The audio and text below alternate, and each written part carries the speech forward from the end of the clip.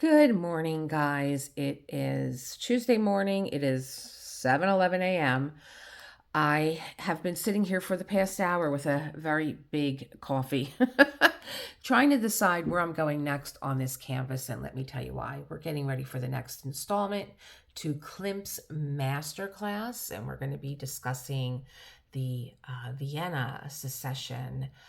And I worked on last night and part of yesterday the section that is the meadow. So during Self-Care Sunday, I did the vines and did the enhancements, the vines coming around. I enhanced them with AB drills. Are they here? Here we go. Here they are from DP with sparklers. And I really wanted to get the second part of the next tile done. And both these tiles, these are 10 by 10 tiles that need to be done. And these were about 10 by 12 and 10 by 15. And I will tell you, last night's tile had so much confetti that I think every color in this palette is inside of this one square here. It was really intensive. I did about an hour and a half in the morning and probably about 2 hours last night. I still wasn't done. I was going to just go to bed, and I said, no, get it done so that you can move on in the morning. It was so intensive. Like, I was diamond painting with my magnifying glass in my hand and then going back where I diamond painted, finding a few that I missed, and then going back to make sure I'm finding a few, and then going back and still finding at least one more.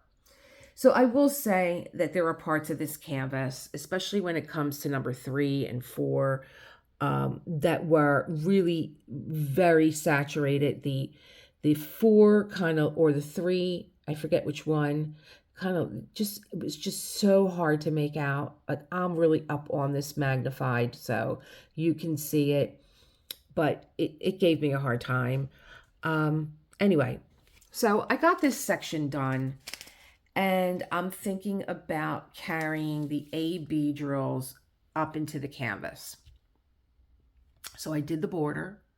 I carved out the couple because this was also confetti. This was more confetti than I bargained for. I probably would not have gotten this canvas, even though I love the enhancements that came with the canvas, which is the flowers. And there are some more still that have to go on. And there's some special red glass. Well, they're not really glass, but they look like glass. You see those little red beads in there. However, they're a little bit bigger. And I put these in after I did this section, much like I put the flowers in.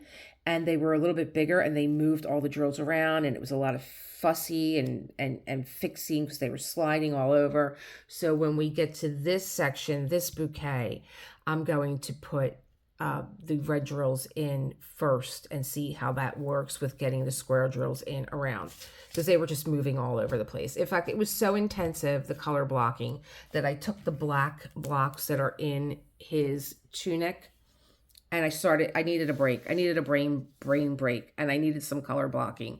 So I put those in. I think they're all in. Yeah, this is a different color that's coming in. So I thought about, being that the vines are around her ankles, to bring it up into her tunic. But then again, when I looked at this canvas, I was like, oh, wait a minute, she's here. So maybe I'll just carve her silhouette out and make a decision. But as I just look at her tunic, there are some areas that are A, but they're marrying into him. And I didn't want that, because I do believe that this is a mythological story of Orpheus and Eurydice. And I do believe that he turns to kiss her. And I do believe that she is vanishing. And that's why her skin is so translucent as compared to his. And her eyes are still closed. And I started to look at, well, if this is her, what is this? Because this is the border of the painting. But what is this? This almost looks like another entity. Oh, it could almost be like another person. And it's only on her side, and it's engulfing her in a way. And I kind of, like, again, I do think that this is the mythological story of Orpheus and Eurydice, and I do believe that this is sort of the mist from the underworld, from Hades. He broke the bargain, he turned and kissed her, and she is being taken back to the underworld. What do you think? What do you think? What do you think? What do you think? What do you think?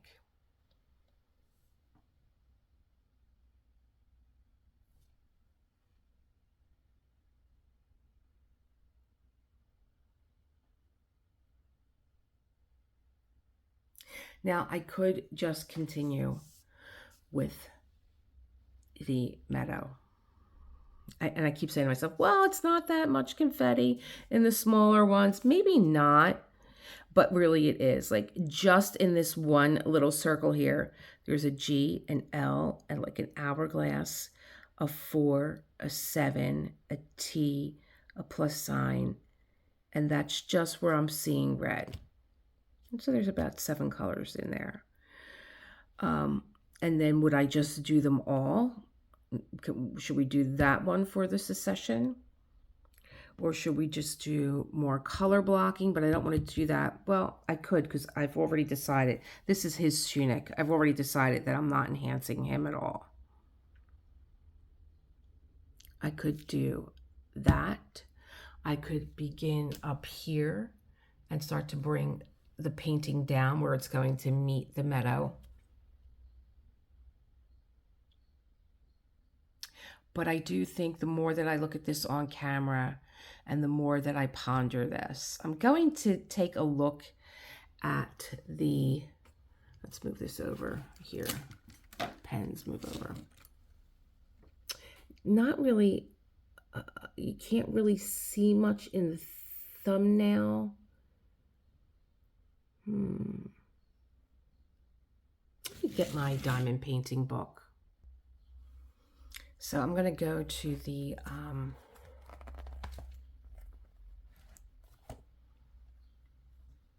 photo that came with the painting.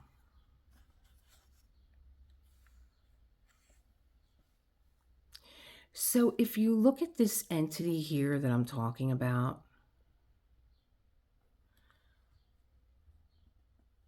you see her silhouette, but it engulfs around her head ever so slightly, because then it becomes an arm. And so it's really interesting now that I'm looking at it, because her hand in the painting, right? That is her hand, right? No. It looks like a hand. It's so bizarre, because I'm like, why is her hand another color than her skin tone? But here's her hand. Her hand comes out of nowhere from behind his head. But this kind of looks like a hand too, now that I look at it. And it just stops on his shoulder. It doesn't engulf him at all. Just her. Oh, yeah. I'm calling this another entity here. I'm telling you, the more that I stare at this picture and the more that I learn about it, this painting, you know I'm going to go back to the original. You know I'm going to be dropping an original at the end of this video. Wow, that is really just freaking me out right now.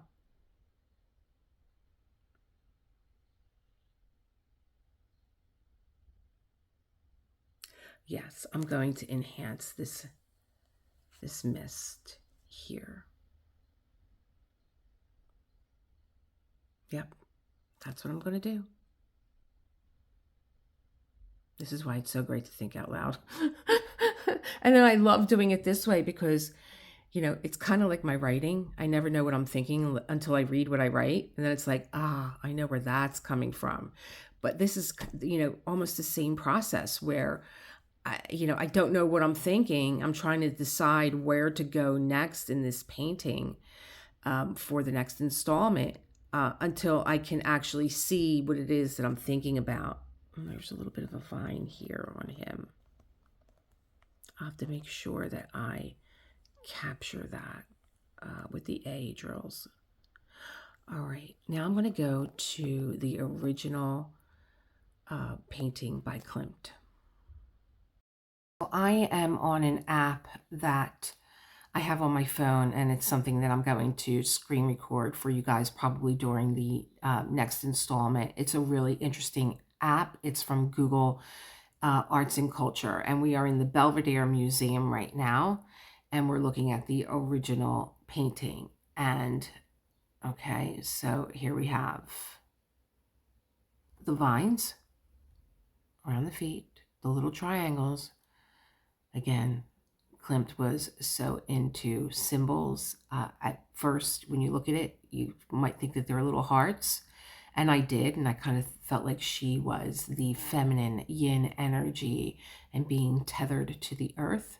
I don't think so any longer. I think that these are vines coming out from the underworld, and the triangles are very symbolic between Orpheus, Eurydice, and Hades. All right, and so I love oh gosh, look at his signature right there. Oh boy, I wish I didn't put those drills in. I would have tried to put his signature in. Wow, maybe I'll do that in the next one. Okay, so you have like this, you can almost see like where he maybe possibly did some sketch work in here. You can see these squares that are in the background. And there again, here we go with the symbols. Klimt used circles for the females. Klimt also used squares and triangles to represent the male. And so there are some squares behind there in the brush strokes. Oh my gosh. Okay, so I would say that this, I called it an entity because I thought that this was her tunic at first glance. That was like kind of like billowing out. But you could see that the demarcation line where her tunic is with all the circles and stuff. And she's melting into him, but there's this entity that comes up and then around her head. And I thought if you look at his shoulder and you look at this area right here where the circles are, there are circles on his shoulder representing her. To me at first it looked like a hand, and it just cuts off, but her hand is here on his shoulder, but it's almost like another hand. Let me see what's on the other side of him. It's very interesting that on this side where you see the spackle work, the splatter. Okay, yep, there's a couple of squares here, very, very, very faint. Very faint, not as much that are on her side. Did he move? Was this something that he painted over? Is it intentional? Yeah. I think I'm only going to enhance this other entity that I see that comes around the couple very briefly at the top of their head, but almost like a hand on his shoulder. Wow, I'm getting the chills. Again, diving into this painting. Look at all the brush strokes in there underneath. And the sketch work. Wow. But the energy is feminine if we're using the symbology that Klimt used. Okay, so we took a look. But there are some swirls also in his tunic. It's not all triangles and rectangles. Let's see if there's any other little markings in here. There's that silver leafing that he did that comes up in the Diamond Dots painting of Adele. They did pay honor to not just the gold, but also the silver in the painting. And I love how the triangles are outlined in green as part of the meadow.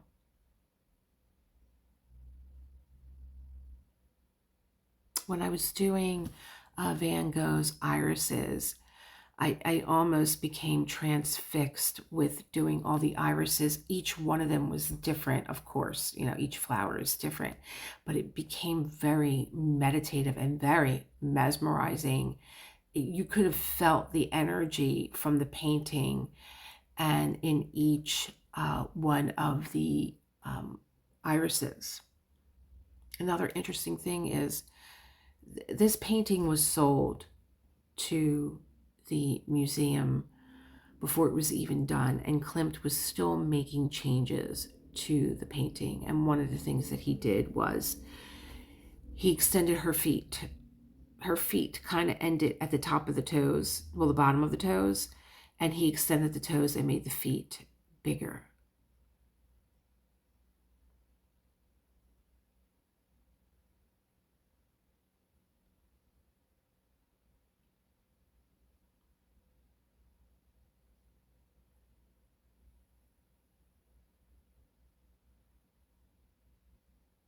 Just looking at the face.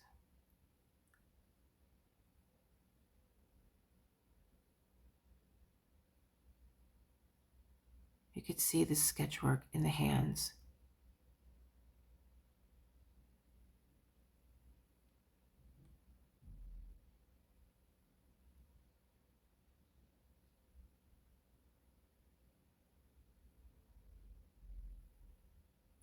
Wow. Okay, I'm taking you guys on this deep meditative journey that I'm on here, but I'm really starting to get into the brush strokes. This is a wonderful app. It's from Google, Arts and Culture, and I have a widget on my phone, and every day they drop a new work of art for me to explore, and I do that over my coffee. Okay, let's get back to the diamond painting. Okay, guys, there you have it. I think I've made up my mind going on this little journey with you guys, and where I can go through that museum. And what's really beautiful too on that app is they have restored Klimt's apartment, and they have left it exactly the way that it was, and there's 3 original paintings in that apartment. Just wonderful to see. And you can tour. It's a museum now, but you can tour. You'll see his bed, and you'll see the basin and the brushes, and you'll see his tunic across the bed, which is, he wasn't that tall. I would say like maybe 5'2", 5'3", 5'5" max. And again, I'm just, taking hold of that entity there. Yep, that's what we're going to do. And maybe what we do, being that I'm talking about it so much, is that's what we're going to do for the secession. I'm going to come up into this entity here because I'm just so excited right now to get this done. And I will see you in the next one. Coming up tomorrow, I'm going to film today, and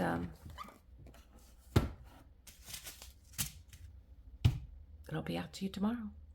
Bye. Thanks for taking that trip with me. Bye. I'm still in I fell asleep in yesterday's shirt. Bye, guys.